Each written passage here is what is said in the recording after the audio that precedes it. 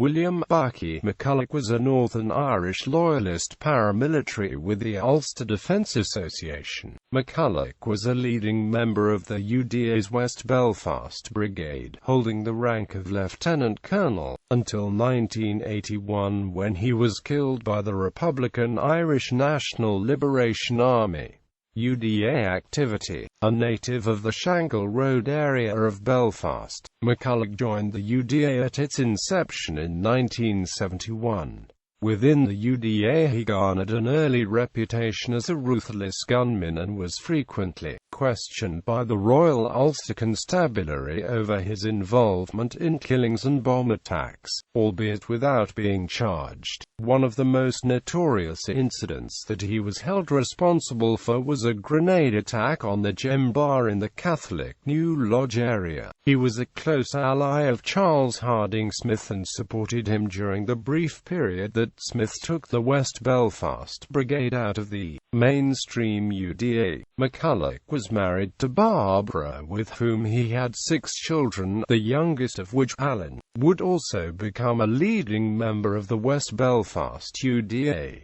The couple also had 4 daughters and another son, Kenny. McCullough was a leading figure within the West Belfast Brigade and was part of the inner circle of the brigade, which contained those who were close to Brigadier Tommy Little. McCullough was particularly close to James Craig, who was in charge of fundraising for the brigade and who also maintained a series of shadowy links to some Republican figures. In the mid-1970s, McCullough was one of 4 UDA members to accompany Craig to a meeting with 5 leading members of the official Irish Republican Army at the Royal Bar and Street in Belfast city centre, at which they concluded a series of agreements not to target each other's members and not to get in the way of each other's rackets. All of the Republicans present, with whom Craig remained in contact, switched allegiance to the Irish National Liberation Army soon after the meeting.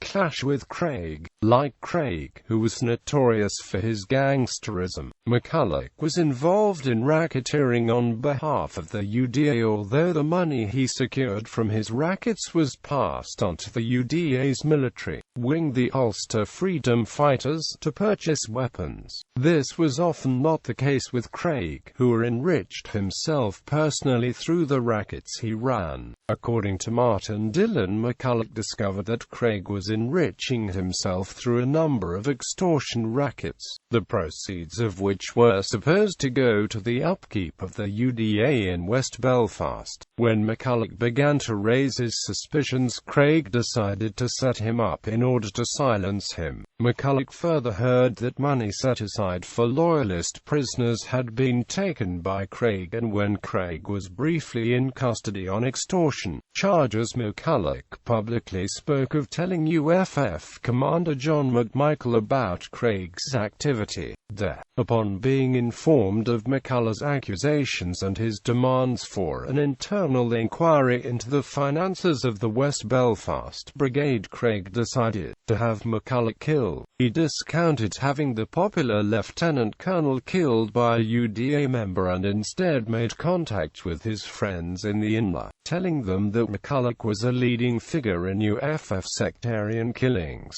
McCullough was shot and killed at his home on Denmark Street on the Lower Shankill on the 16th of October 1981.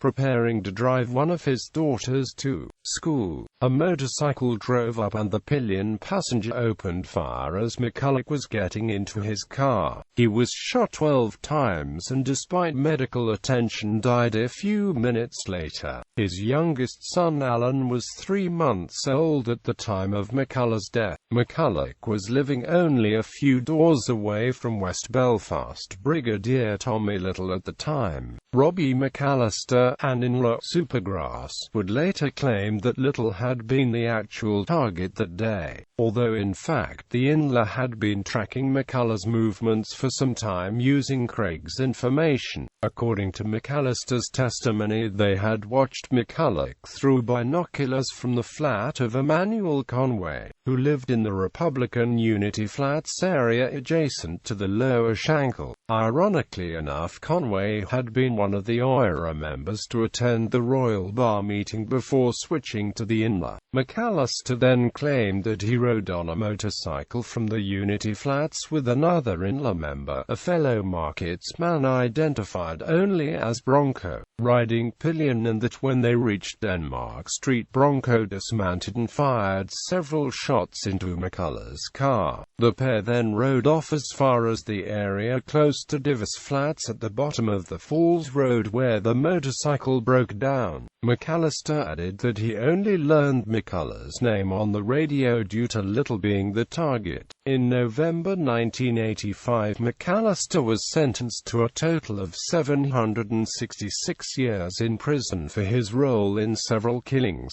including that of McCullough. Aftermath: Craig himself was eventually killed by the Ulster freedom fighters in 1988 in an attack that was publicly blamed on his role in setting up the murder of UDA South Belfast Brigadier and UFF Commander John McMichael. Privately, however, it was held that Craig had played a similar role in the killing of McCullough, as well as Ulster Volunteer Force leaders Lenny Murphy, John Bingham and William Marchant. Tommy McCreary, a relative of East Belfast Brigadier Ned McCreary and a former associate of Craig and McCullough who was also at the Royal Bar meeting, told an internal UDA inquiry held after Craig's death that Craig had set up McCullough with the INLA and that he had informed Andy Tarry shortly before Craig was killed. McCullough's death would see him feted as a loyalist hero. At a time when the West Belfast Brigade was stagnating, there was no direct retaliation attack. A young member, Gary Smith, suggested driving up the Republican Falls Road and opening fire on people waiting at a bus stop, but his superiors vetoed the idea, leading to Smith leaving the UDA.